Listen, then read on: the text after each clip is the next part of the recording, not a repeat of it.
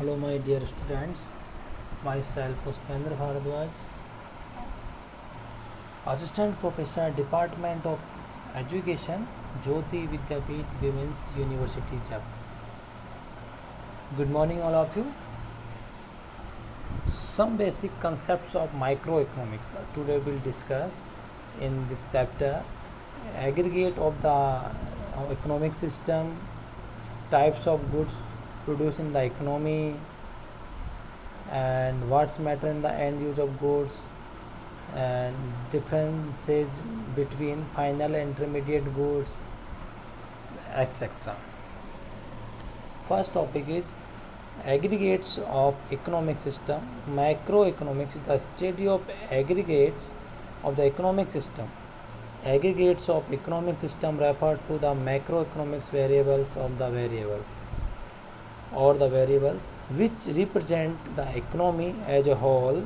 Some important examples of these aggregates are as these: aggregate consumption, जो हमारी macro economics है वो aggregate study ही करती है।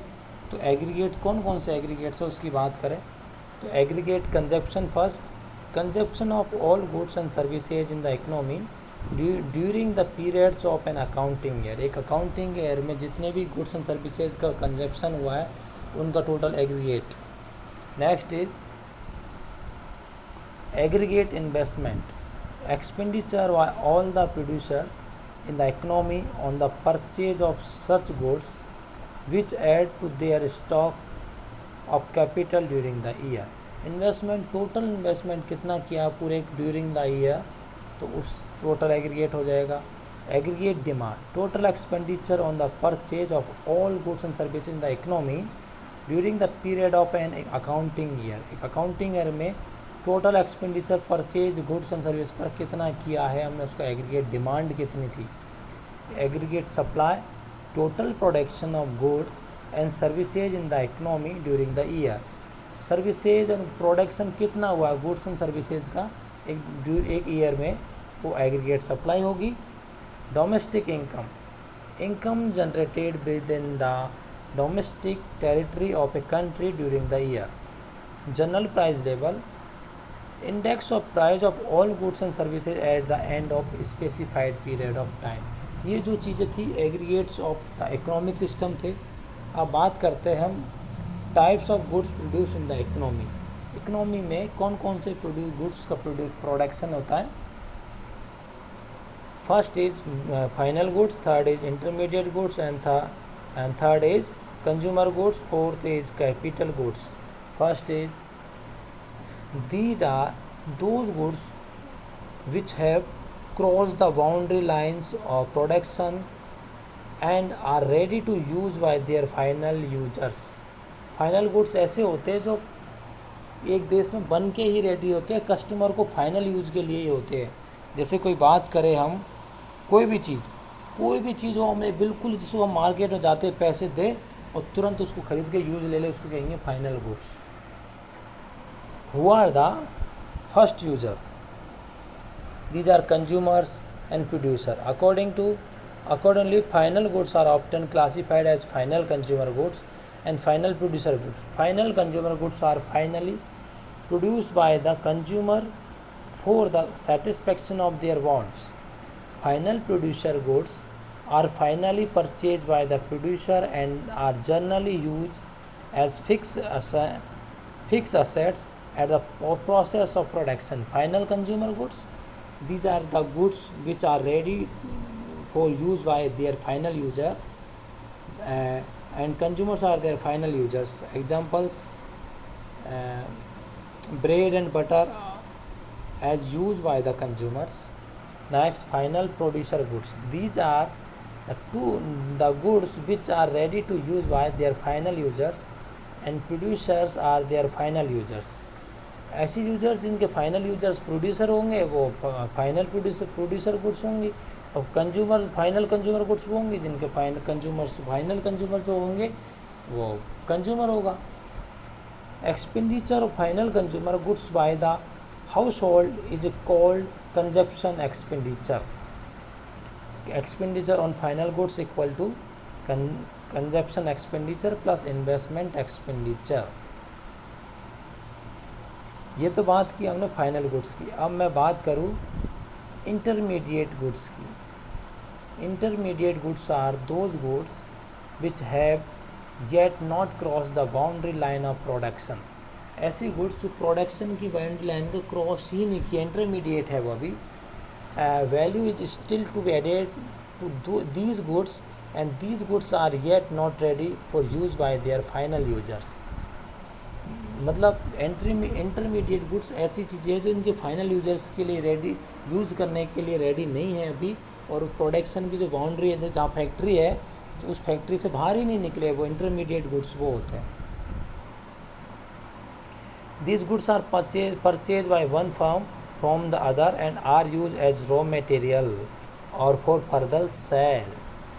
Example: shirts purchased by firm X from firm Y for resale are intermediate goods because value is to be added to the shirt through resale.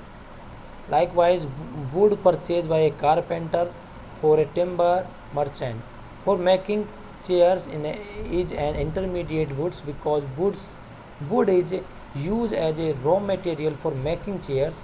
Values to be added to wood by converting it into chairs. Intermediate goods are those goods which are within the boundary lines of production, which value is yet to be added to these goods, and these goods are not ready to use by their final users.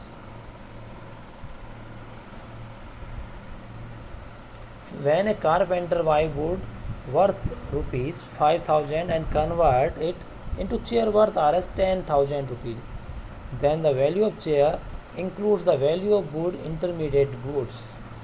Final goods क्या है इसमें? Chair. और intermediate goods क्या होगी? Woods. जो would है वो intermediate good है, और चेयर है, चेयर में फाइनल प्रोड्यूस है चेयर। चेयर के अपन की इंक्लूड नहीं करनी है। इंटरमीडिएट गुड्स वो चीज़ें जो फाइनल यूज करने के लिए नहीं है। तो वुड को डायरेक्ट यूज तो नहीं करेगा, तो वुड से अपन बहुत सारी चीज़ें, टेबल बना ली है, चेयर बना ली है, सारी फाइनल गुड्स होंगी, और वुड होगी वो इंटरमीडिएट गुड्स होगी।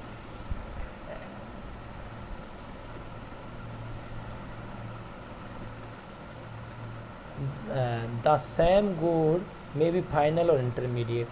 It is not possible to name certain goods as final goods or certain others as intermediate goods. The same goods may be final or intermediate good. The distinction depends on the end use of the goods.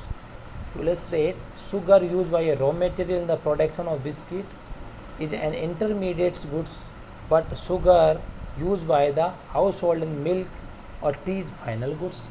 कोई भी goods intermediate है कि final है, उसके and, उसके use पर depend करता है कि वो फाइनल गुड्स कहलाएगी, इंटरमीडिएट गुड्स कहलाएगी। चीनी की बात करें, चीनी बिस्किट कंपनी के लिए तो रॉ मटेरियल है, और शुगर हमारे खुद के लिए, हम चाय बनाते हैं शुगर से, दूध में डालते हैं इस तरीके से, तो हमारे लिए फाइनल यूज़ है, तो फाइनल गुड्स हुई।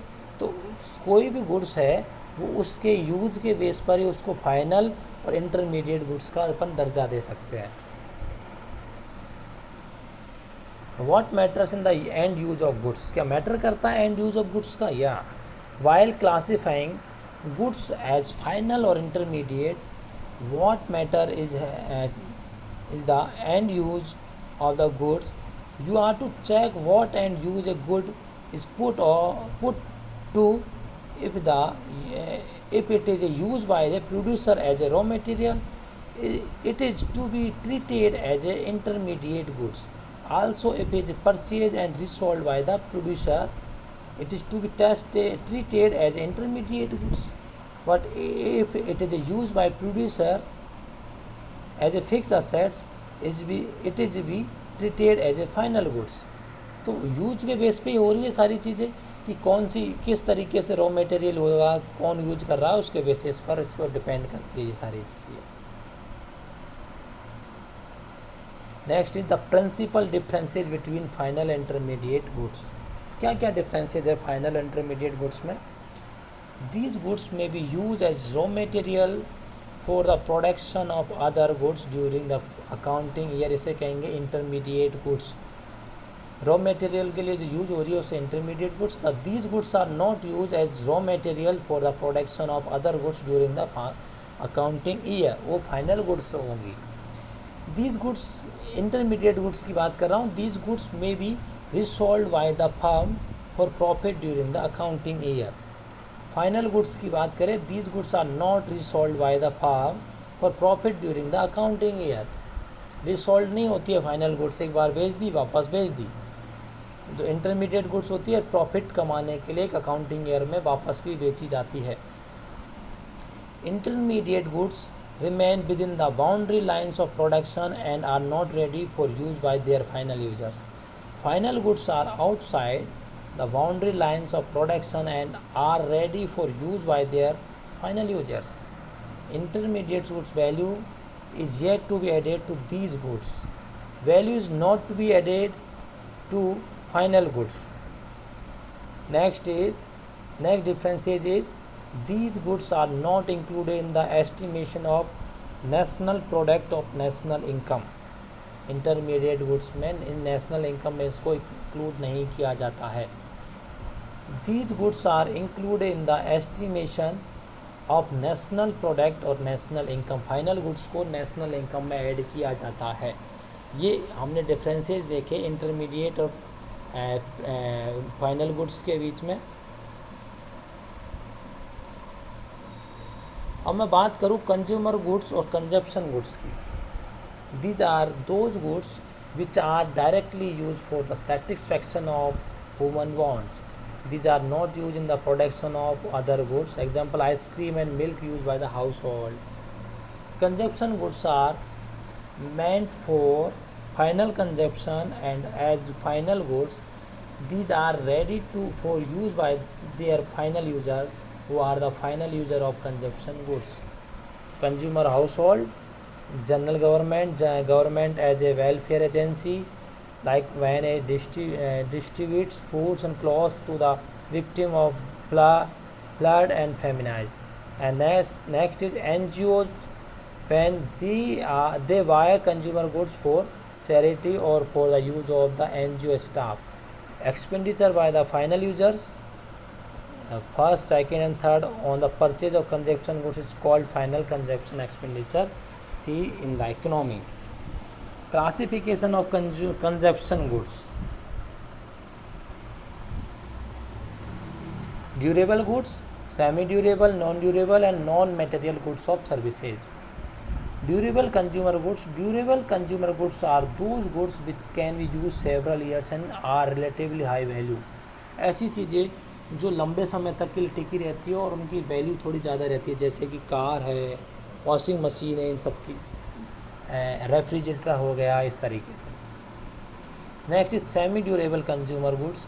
सेमी ड्यूरेबल कंज्यूमर गुड्स जो ड्यूरेबल थी वो थोड़े सेमी हो गई, मीन्स ऐसी चीज़ें जो बहुत आधे समय के लिए रहती है और जिनकी प्राइस भी ड्यूरेबल कंज्यूमर गुड्स के कंपैरिजन में आधी होती है।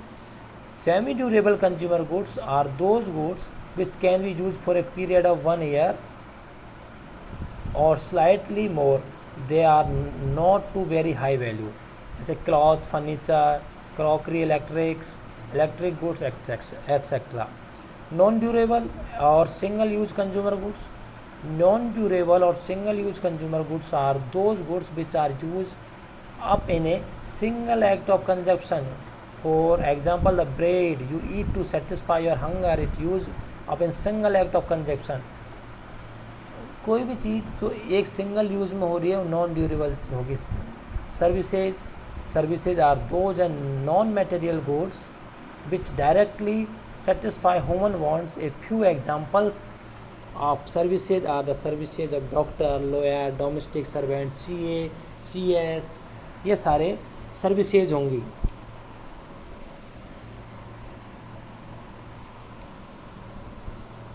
तो ड्यूरेबल गुड्स जो लंबे समय के लिए चलती है, जिनकी प्राइस हाई होती है।